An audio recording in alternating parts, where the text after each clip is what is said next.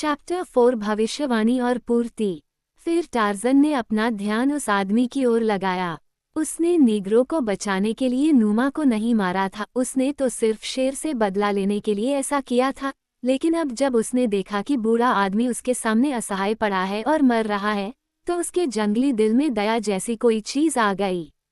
अपनी जवानी में वह बिना किसी पश्चाताप के जादूगर को मार डालता, लेकिन सभ्यता ने उस पर भी वैसा ही नर्म प्रभाव डाला था जैसा कि वह उन राष्ट्रों और जातियों पर डालती है जिनसे वह मिलती है। हालांकि अभी तक टार्जन के साथ यह इतना आगे नहीं बढ़ा था कि वह काया स्त्री जैसा बन जाए।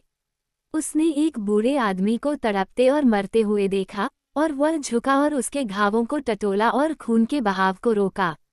तुम कौन हो? बूढ़े आदमी ने कांपती आवाज में पूछा। मैं टार्जन हूँ, वानरों का टार्जन, वानरों के पुरुष ने उत्तर दिया, और बिना किसी गर्व के उसने कहा, मैं जॉन क्लेटन, लॉर्ड ग्रास्टोक हूँ। जादूगर कांप उठा और उसने अपनी आंखें बंद कर लीं। जब उसने फिर से आंखें खोली तो उसमें जंगल के इस डरावने राक्षस के हाथों जो भी भयानक नियति उसका इंतजार कर रही थी, उसके प्रति समर्पण था। उसने पूछा, तुम मुझे क्यों नहीं मार देते?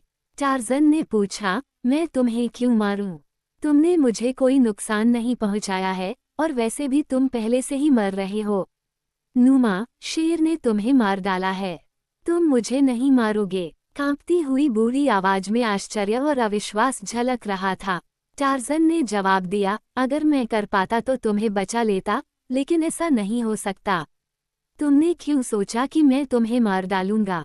एक पल के लिए बूढ़ा चुप हो गया।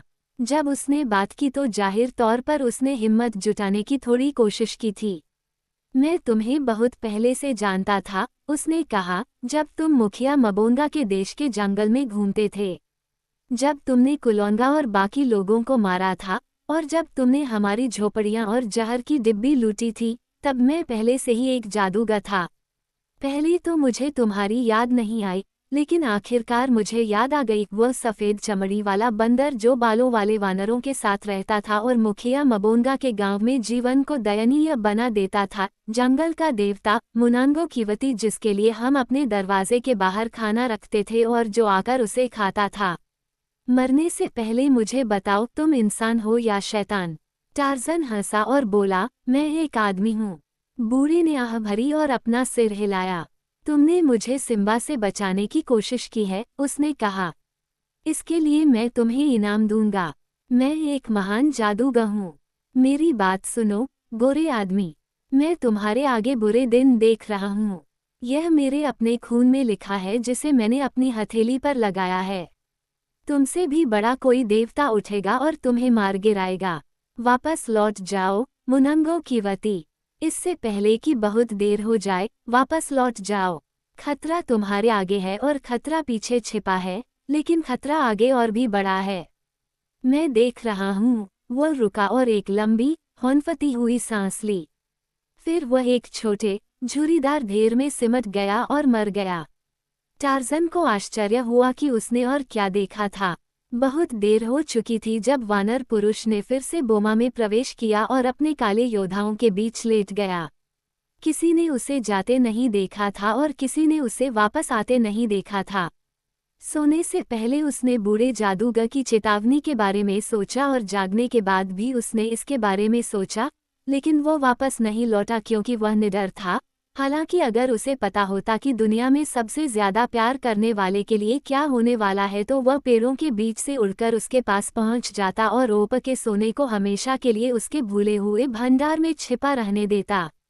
उस सुबह उसके पीछे एक और श्वेत व्यक्ति रात में सुनी गई किसी बात पर विचार कर रहा था और लगभग उसने अपना काम छोड़कर अपने रास्ते पर वापस लौटना ही चाहा था।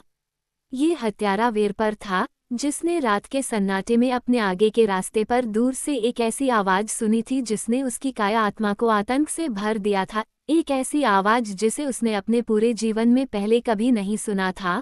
नहीं, उसने सपने में भी नहीं सोचा था कि ईश्वर द्वारा बनाए गए प्राणी के फेफड़ों से ऐसी भयावह चीज निकल सकती है। उसने बैल बंदर की विजय की पुकार सुनी थी, जैसा कि टार्जन ने गोरो चांद के चेहरे पर चिल्लाकर कहा था, और वह तब कांप उठा था और अपना चेहरा छिपा लिया था, और अब एक नए दिन की चौड़ी रोशनी में वह इसे याद करके फिर से कांप उठा और उस नामहीन खतरे से वापस लौट गया होता जो उस भयावह ध्वनि की प्रतिध्वनि से संकेत मिलता था, अगर वह अपने स्वामी अखमेद शेख से और भी अधिक भयभीत न होता। और इस प्रकार वानरों का टार्जन ऊपर की बर्बाद प्राचीर की ओर तेजी से आगे बढ़ा और उसके पीछे सियार की तरह वेर पर चुपचाप बैठा था, और केवल ईश्वर ही जानता था कि प्रत्येक के लिए क्या रखा था। उजाड़ घाटी के किनारे ओपार के सुनहरे गुंबदों और मीनारों को देखते हुए टार्जन रुक गया। रात में वह अकेले ही खजाने की तिजोरी में जाकर टोह लेता, क्योंकि उसने तय कर लिया था कि इस अभियान पर उसे हर कदम पर सावधानी बरतनी चाहिए। रात होने पर वह आगे बढ़ा और वेर पर, जो बंदरों के दल के पीछे अकेले चट्टानों पर चढ़ गया था और दिन भर पहाड़ की चोटी पर खुरदरे पत्थरों के बीच छिपा रहा था, चुपके से उसके पीछे पीछे चला गया। घाटी के किनारे और शहर की दीवारों के बाहर विशाल ग्रेनाइट कोपचे के बीच पत्थरों से भरा मैदान, जहां खजाने की तिजोरी की ओर जाने वाले मार्ग का प्रवेश द्वार था, ने बेल्जियम के व्यक्ति को टार्जन का पीछा करते हुए ऊपर की ओर पर्याप्त छुपने का मौका दिया। उसने देखा कि विशालकाय बंदर आदमी बड़ी तेजी से बड़ी चट्टान पर चढ़ रहा था। खतरनाक चढ़ाई के दौरान वेर पर डर से अपने पंजे हिला रहा था, डर के मारे पसीना बहा रहा था, डर से लगभग लकवाग्रस्त था, लेकिन लालच से प्रेरित होकर वह ऊपर की ओर बढ़ता रहा, जब तक कि आखिरकार वह चट्टानी पहाड़ी के शिखर पर खड़ा नहीं हो गया। टार्जन कहीं नजर नहीं आया।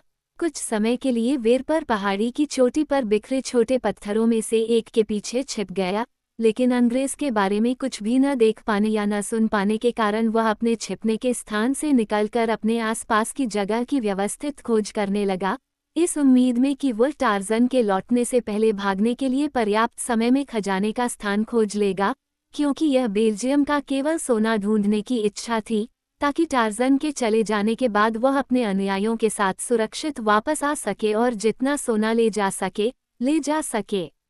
उसने संकरी दरार को पाया जो घिसी पिटी ग्रेनाइट की सीढ़ियों से होते हुए कोपचे के बीचों बीच नीचे की ओर जाती थी।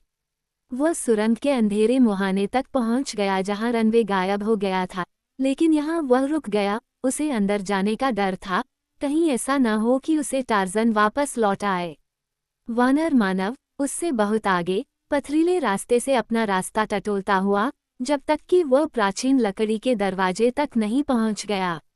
एक क्षण बाद वह खजाने के कक्ष में खड़ा था, जहां सदियों पहले लंबे समय से मृत हाथों ने उस महान महाद्वीप के शासकों के लिए कीमती सिल्लियों की ऊंची ऊंची कतारें बिछाई थीं, जो अब अटलांटिक के पानी के नीचे डूबा हुआ है।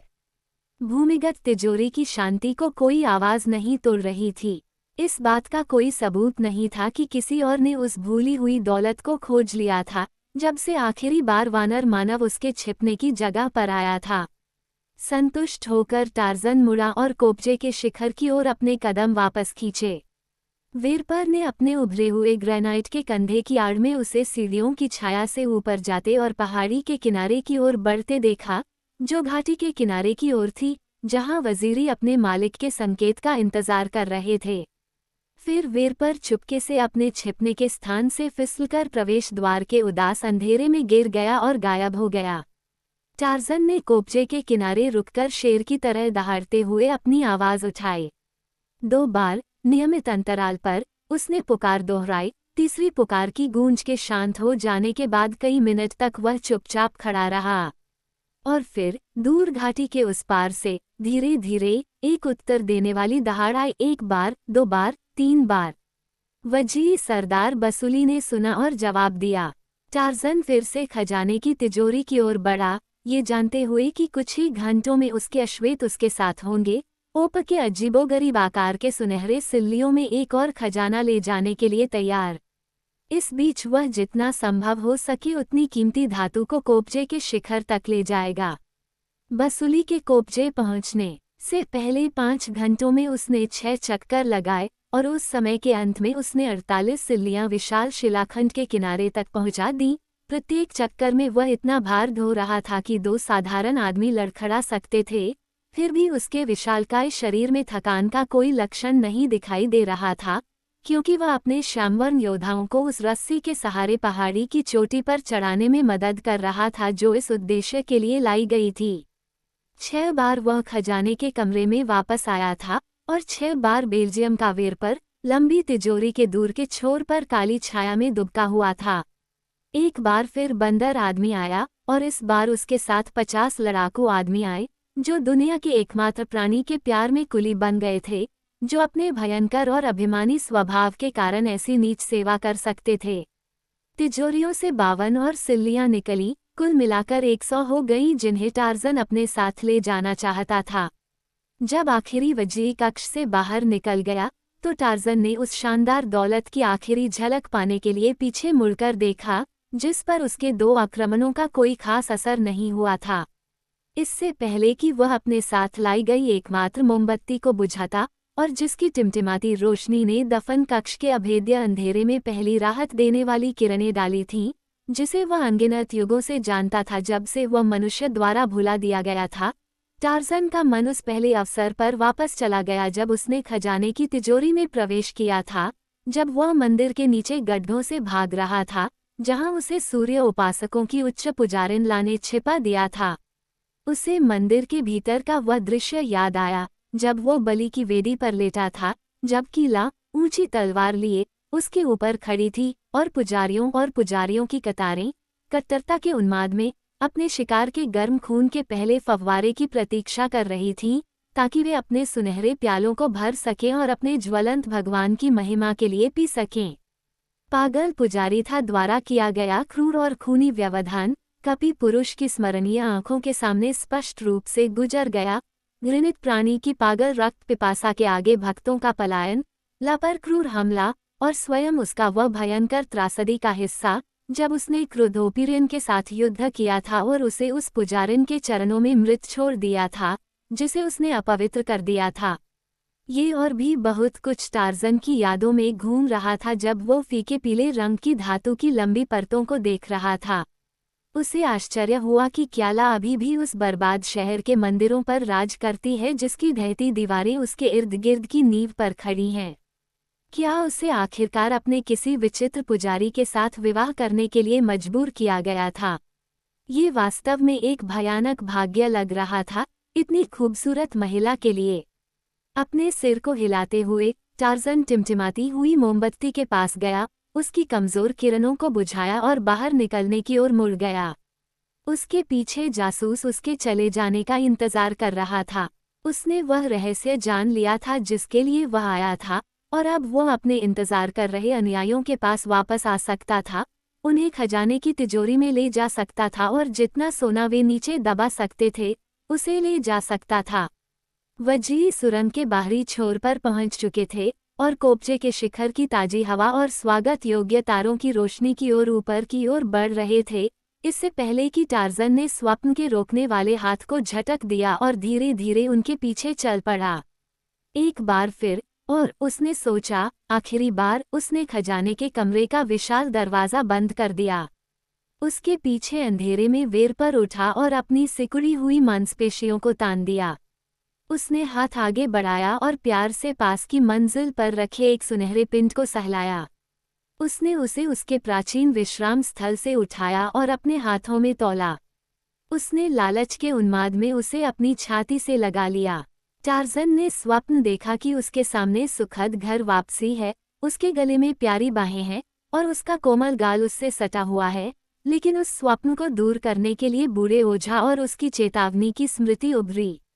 और फिर कुछ ही सेकंड में इन दोनों लोगों की उम्मीदें चकनाचूर हो गईं।